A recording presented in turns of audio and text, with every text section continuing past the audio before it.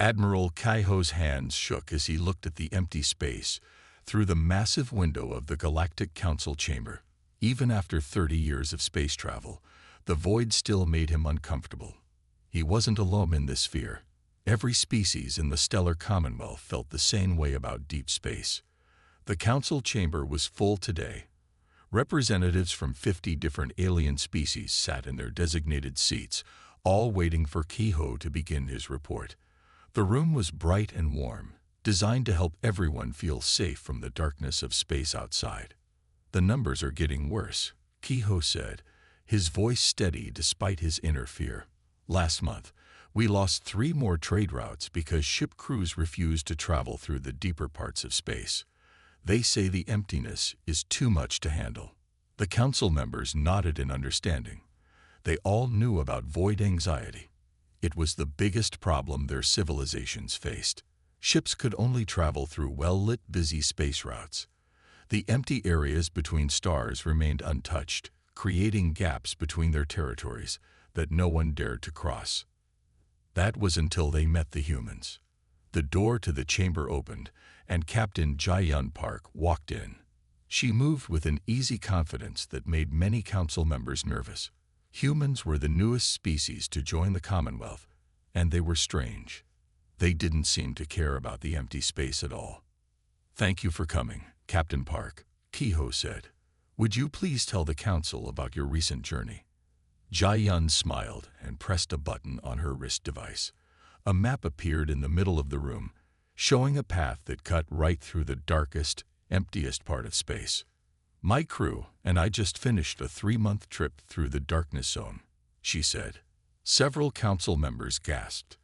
The Darkness Zone was an area of space so empty that no Commonwealth ship had ever crossed it. "We found something interesting on the other side. A cluster of stars with 7 habitable planets." "Impossible," said one of the council members. "No ship can survive that much emptiness. The crew would go mad." Jae-yun's smile grew wider. "Actually, we enjoyed the trip. Humans have a different way of thinking about empty space. We don't see it as something scary. We see it as something to explore, like an ocean to surf on." Kaiho watched as the council members whispered among themselves. He had read reports about Earth's oceans and how humans had learned to travel across them thousands of years ago. Maybe that was why they were different. "Captain Park," Kaiho said, "would your people be willing to teach us? To show us how you handle the void?" Jae-yun looked around the room. She saw the fear in their eyes, but she also saw hope. "That's why I'm here," she said. "Humans want to help. We can show you how to surf the void, just like our ancestors learned to surf the waves." For the first time in his life, Kaiho looked at the empty space outside and felt something other than fear. The humans were strange, yes, but maybe that was exactly what the Commonwealth needed. All in favor of starting a joint training program with the humans? Kaiho asked the council. One by one, hands raised across the chamber. Even those species that were most afraid of the void voted yes. They were tired of letting fear limit their worlds. As Jae-yun left the chamber that day, she sent a message to Earth. "They're ready to learn. Send the void surfing instructors." The greatest adventure in Commonwealth history was about to begin, and it would start with learning to see the nothing as something beautiful. Dr. Howon sat in her new office aboard the Commonwealth Science Station, looking at brain scans on her screen. As Earth's top expert in how different species think about space, she had a big job ahead of her. She needed to figure out why humans could handle the void while other species couldn't. The door chimed, and Dr. Du-yun walked in. He was tall and blue-skinned, like most members of his species, and he moved carefully, as if afraid of bumping into things. He was one of the Commonwealth's best scientists. But even he never went into deep space if he could avoid it. "I brought the test results you asked for," Du-yun said, placing a data chip on her desk. "We've compared brain patterns from 100 different species now. The human ones are unusual." Howon loaded the data onto her screen. Colorful patterns filled the display, showing how different brains reacted to empty space. Most species showed red and yellow colors, signs of fear and stress. But the human brain stayed mostly blue and green, showing calm and interest. "Look at this," Ha1 said, pointing to one particular scan. "When humans look into deep space, the same parts of our brains light up that used to activate when our ancestors looked at the ocean. We don't see emptiness. We see possibilities." Do Young leaned closer to the screen, fascinated despite his usual nervousness. "But how? The void is. It's nothing. There's nothing to see." "Exactly," Ha1 smiled. "Humans are good at finding patterns in nothing. Our ancestors looked at empty oceans and saw paths to new lands. They looked at empty deserts and found ways to cross them. We're used to empty spaces." Their conversation was interrupted by a message on the main screen. It was from Captain Jae-yun Park's ship, requesting permission to dock. They were bringing in the first group of alien students for void surfing training. "Are you ready to meet them?" Ha1 asked Do Young. He straightened his back, trying to look brave. "I volunteered to be one of the first students," he said. "I'm tired of being afraid." They walked together to the docking bay. Through the window, they could see Earth's special training ship, the Wave Rider, moving smoothly into position.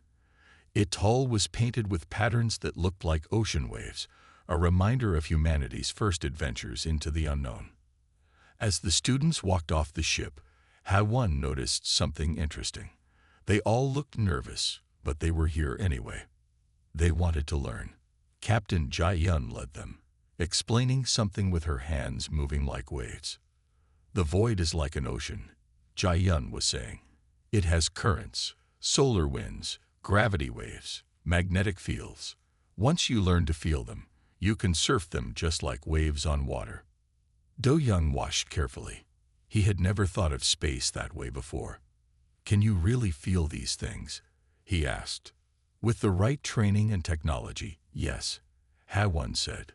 "Humans learned to feel the patterns in Earth's oceans thousands of years ago. Now we're learning to feel the patterns in space. And we can teach you." She pulled up a new image on her tablet. It showed the brain scan of an alien pilot who had just completed their first successful void surf. The colors were changing from red to green. "See," she said, "your brains can learn this too. You just need to look at the nothing differently." Do Young touched the screen gently. For the first time in his life, he felt a tiny spark of excitement when he thought about deep space. Maybe the humans were right. Maybe the void wasn't empty after all. Maybe it was full of paths just waiting to be found. The first real class would start tomorrow. And watching the mixture of fear and hope on the students' faces, Ha1 knew that something amazing was about to begin. Captain Jae-yun stood on the bridge of the training ship Wave Rider, watching her alien students prepare for their first real void surfing lesson. Commander Ta-hyun, their most promising student, sat in the pilot's seat. His hands were shaking, but his eyes were fixed ahead with determination. "Remember what we practiced in the simulator," Jae-yun said softly. "Feel the solar winds. They're just like ocean currents." The ship floated at the edge of safe space. Beyond them stretched the vast emptiness that had scared the Commonwealth for so long. But today would be different. Today they would learn to ride it. "Starting void sensors," Ta-hyun said. His voice trembled less than it had during their first lesson. The ship's special sensors came to life, showing patterns of energy flowing through space. Jae-yun had helped design them based on ancient sea navigation tools from Earth. "Look at the purple waves on your screen," Jae-yun pointed. "That's a gravity current from the nearest star. We can ride it just like surfers used to ride waves on Earth's oceans." Ta-hyun nodded. He remembered the videos they had watched of Earth's ocean surfers. At first, he thought humans were crazy to play in such dangerous waters. Now he understood. They weren't playing. They were learning. "Taking this in," he said. The ship moved forward smoothly. As they crossed into deep space, several alien crew members grabbed their seats tightly. But they didn't panic like they used to. They were learning too. Jae-yun watched the sensors carefully. "There's a big current coming up. Remember how to angle the ship to catch it. Ta-hyun adjusted the controls. The ship tilted slightly, and suddenly they were moving faster. The gravity current caught them, pulling them along its natural path through space. A small smile appeared on Ta-hyun's face. "I can feel it," he whispered. "It's like we're sliding down a hill made of starlight." Other students crowded around the sensors, watching in amazement. The void wasn't empty anymore. Their screens showed it full of currents and waves, paths that had always been there, but that no one had thought to use before. "Ready to try something more challenging?" Jae-yun asked. She pointed to a place where several gravity currents crossed each other.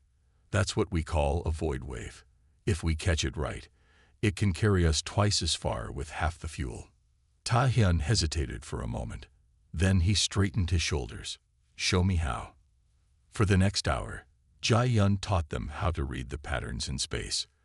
They learned to spot the places where magnetic fields could push them forward and how solar winds could help them turn.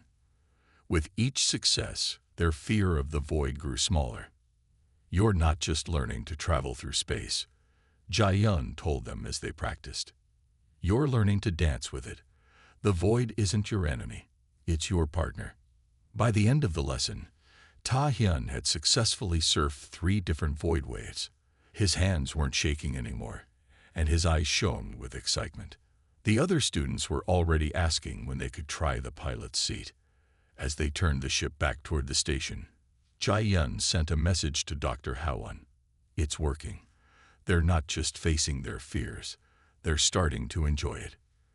The void still stretched endless and dark around them, but now they could see the secret paths through it, the invisible roads that humans had learned to ride. And for the first time in Commonwealth history, aliens were learning to surf the stars. The emergency call reached Captain Sunmi during her breakfast. Her ship, the Wave Rider, had just finished another successful training mission when the Commonwealth distress signal lit up every screen on the bridge. "Colony ship New Dawn is stranded in deep space," the message said. 5,000 passengers. Life support failing. Crew unable to continue due to severe void anxiety. Sunmi rushed to the bridge, her morning meal forgotten. The coordinates showed the colony ship had drifted far off the safe routes, pushed by an unexpected solar storm. They were now floating in one of the deepest, darkest parts of space. "How long do they have?" she asked her first officer. 6 hours of life support left," he replied. "The nearest Commonwealth rescue ship is 2 days away. They're too scared to go into that much empty space." Sunmi looked at her crew. They were all human, all experienced void surfers. They knew the risks of deep space rescue, but they also knew they were the only ones who could help. "Plot a course," she ordered. "We'll use the gravity currents to get there faster." The Wave Rider moved quickly through space, riding the invisible waves that humans had learned to see. But even with their best void surfing techniques, it would take 3 hours to reach the colony ship. They would have very little time to help. When they finally saw the New Dawn, the sight made them all pause. The huge colony ship floated silent and dark, spinning slowly in the void. Its crew had shut down all non-essential systems to save power. Through the windows, they could see people huddled together, trying not to look at the endless darkness outside. "This is Captain Sunmi of the Earth ship Wave Rider," she called. "We're here to help." The colony ship's captain responded. His voice shook with fear and shame. "Our crew, we can't. The void is too much. We've never been this far out. Everyone is paralyzed with fear." "We understand," Sunmi said gently. "We're going to teach you how to surf your way home." The Wave Rider moved closer. They connected their ships with a special teaching system that humans had developed. It would let the colony ship's crew see what Sunmi's pilots saw: the currents, waves, and paths through the void. "Look at your screens," Sunmi told them. "See those blue lines? That's a gravity highway straight back to safe space. You're not lost in nothing. You're sitting right next to a road home." Slowly, the colony ship's crew began to respond. with the Wave Rider guiding them, showing them how to read the void's patterns. Their fear started to fade. They learned to feel the currents that could help them move. That's it. Sunmai encouraged them. You're not fighting the void anymore. You're dancing with it, just like we taught you. Hour by hour, the two ships moved together through deep space. The colony ship's crew grew more confident with each successful maneuver. They weren't just surviving anymore. They were beginning to understand what humans had been trying to teach them. Just before their life support would have failed, the ships reached safe space. The colonists cheered, and many of them cried with relief. But something had changed in them. They had seen the void in a new way, and they would never forget it. As Sunmai wrote her report later, she smiled. The colony ship's crew had learned more about void surfing in those desperate hours than most students learned in weeks of training. Sometimes, she thought, the best lessons came from the biggest challenges. After the rescue of the colony ship New Dawn, more aliens wanted to learn void surfing than ever before. The training station was full of students from different species, all eager to learn the human way of traveling through space. Officer Min-Ki stood out among them all. He was young for his species, with bright orange scales that changed color when he was excited. While other aliens still fought against their fear of the void, Min-Ki embraced it with almost human-like enthusiasm. The void isn't empty, he told his classmates during their morning lesson. It's full of paths. You just have to learn to see them. He sounded just like his human teachers, and Captain Jai-yun smiled when she heard him. Today was an important day. Min-Ki would be the first alien to attempt a solo void surf in a small training ship. As he prepared for launch, other students and teachers gathered to watch. Remember what we taught you, Jai-yun said as Min-Ki ran his pre-flight checks. Trust your sensors, but also trust your instincts. The void will speak to you if you listen. Min-Ki nodded. His scales were shimmering with blue and gold patterns, the colors of confidence in his species. The small ship hummed to life around him, its void sensors showing the familiar patterns of gravity waves and solar currents. Beginning launch sequence, he announced. His voice was steady. The ship lifted smoothly from the dock and moved toward the edge of safe space. In the observation room, Dr. Ha-won watched Min-Ki's brain patterns on her screen. They were almost identical to human patterns now, calm, focused, and curious about the void ahead. Watch this. Min-Ki's voice came through the speakers. He turned his ship toward a complex intersection of gravity currents, what humans called a void wave junction. It was a difficult maneuver that even some human pilots avoided. The whole room held their breath as Min-Ki's ship approached the junction. Then, with perfect timing, he turned the ship into the strongest current. The ship shot forward, riding the gravity wave like a surfboard on a giant ocean wave. Beautiful, Jai-yun cheered. That's exactly how it's done. Min-Ki didn't stop there. He moved his ship from current to current, drawing patterns in space that showed on the tracking screens. He was doing more than just traveling through the void. He was dancing with it, just as the humans had taught him. Other aliens watched in amazement. They could see the joy in Min-Ki's movements, the complete absence of fear. He had learned to see the void the way humans did, not as an empty darkness to fear, but as an endless ocean of possibilities. When Min-Ki finally returned to the station, his scales were glowing with patterns no one had ever seen before. It's beautiful out there, he said as he stepped from his ship. The void. It's like music you can see. That day marked a turning point. News of Min-Ki's successful solo flight spread quickly through the Commonwealth. More aliens signed up for training, eager to learn what he had learned. The void was no longer something to fear. It was becoming something to explore. As Jai-yun wrote in her daily report, "Today, we didn't just teach someone to surf the void. We helped them fall in love with it. And that's how real change begins." Navigator Hyun-woo stood before the Commonwealth Emergency Council, his expression serious. The screens behind him showed a massive solar storm approaching their busiest space lanes. It was bigger than anything they had seen in 100 years. The storm will hit in 3 days, he explained. It will disrupt all normal space routes. Ships using standard navigation will be flying blind. Admiral Kaiho, who had once feared the void but now understood it better, asked the important question. Can we evacuate everyone to safe harbors in time? No, Hyunwoo said. There are too many ships, too many stations. But, he paused, looking at the human and alien void surfers in the room, we might have another option. He switched the screen to show the storm's energy patterns. To those trained in void surfing, it wasn't just a dangerous storm. It was the biggest set of waves they had ever seen. We can ride it, Hyunwoo said. The storm's energy will create massive void waves. If we can teach enough pilots to surf these waves, we can help ships move faster than they ever have before.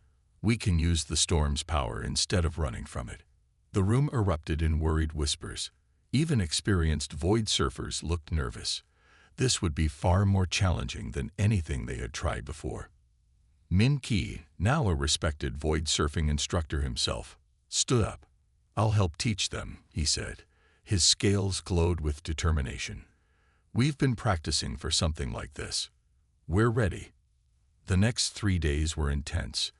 Every void surfing instructor, both human and alien, worked around the clock. They taught emergency void surfing techniques to as many ship crews as possible. The training stations were full day and night. Hyunwoo led advanced classes for the best pilots. The storm will create paths we've never seen before, he told them.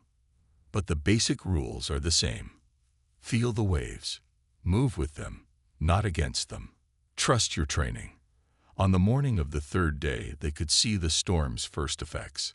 The void lit up with colors as solar energy crashed through space. Ships began reporting navigation problems. It was time to put their training to the test. All ships, activate void sensors, Hyunwoo commanded from the control center. Form into groups as we practiced. Each trained void surfer will lead 5 ships. Through their shared sensor systems, they could all see what was coming. Enormous waves of energy rolling through space. In the past, such a sight would have caused panic. But now, hundreds of pilots, both human and alien, watched with growing excitement. The first wave hit. Ships that would once have been tossed around like leaves now rode the energy smoothly. Void surfing techniques that had seemed strange just months ago were saving lives. Look at those patterns. Min Ki's voice came through the command channel. He was leading a group of cargo ships through the storm. It's like the void is dancing with us. Hour after hour, they rode the solar storm's waves. Some ships moved faster than they ever had before, carried by the storm's energy. Others found safe spots between the waves, protected by their new understanding of space. By the end of that day, something had changed forever. The Commonwealth fleet had faced the biggest storm in recent history, and they hadn't just survived. They had mastered it. The void, even at its most violent, was no longer their enemy. As Hyunwoo wrote in his report later, today we proved that there's no such thing as bad waves. There are only waves we haven't learned to ride yet. Engineer Yoonji walked through the halls of the new Void Navigation Academy, her footsteps echoing in the quiet morning. 1 month had passed since the great solar storm, and everything had changed. The walls around her displayed images from that day, ships riding waves of energy through space, their crews working together without fear. She stopped at her office window, looking out at the ships practicing void surfing maneuvers. Both human and alien vessels moved smoothly through space, following the patterns only they could see. It made her smile, remembering how impossible this would have seemed just a year ago. Today was important. The Commonwealth Council had asked her to present her new training program. It would help more species learn void surfing faster than ever before. She had worked on it with Min Ki, combining human teaching methods with alien learning styles. Are you ready? Min Ki asked, appearing at her door. His scales shimmered with excited patterns. The council is waiting. They walked together to the meeting room. Admiral Kaiho was there, along with representatives from 30 different species. Even the ones who had been most afraid of space travel now showed interest in learning more. "Show us what you've created," Kehoe said warmly. He had become one of their strongest supporters since the storm. Yoon-jae activated the room's display system. A detailed map of space appeared, showing all the currents and waves they had learned to navigate. "We used to think the void was empty," she began. "Now we know it's full of roads. We just needed to learn how to see them." She demonstrated their new training system. It used special sensors that could show new pilots exactly what experienced void surfers saw. The system could also predict space currents and help ships find the best paths through the void. "But the real breakthrough," Min-ki added, "is how we combined human and alien knowledge. Humans taught us to surf the void, but we helped them understand new ways to feel its patterns." The council members watched as Yoon-jae showed videos of recent training sessions. New pilots were learning in weeks what had once taken months to master. Ships that had once feared the deep void now moved through it with confidence. "The storm proved we were right," Yoon-jae continued. "The void isn't our enemy. It's not just empty space to fear. It's an ocean of possibilities, waiting for us to explore it." Admiral Kehoe stood up. "Thanks to these methods, our ships can now travel twice as far using half the fuel. Trade routes that were once too dangerous are now safe. And most importantly, our people are no longer afraid." The council voted unanimously to implement the new training program across all Commonwealth space. It would be the largest education project in their history, teaching millions of pilots the art of void surfing. As the meeting ended, Yoon-jae looked at the practice ships outside again. A group of new students was preparing for their first solo flight. She could see their excitement, the way they looked at space with wonder instead of fear. "We did it," Min-ki said quietly. "We really did it." Yoon-jae nodded. "No, we're just beginning. There's so much more to explore, so many new ways to dance with the void. And now everyone can learn." That evening, she wrote in her project log, "Today marks the start of a new age. We're not just teaching people to travel through space anymore. We're teaching them to love it."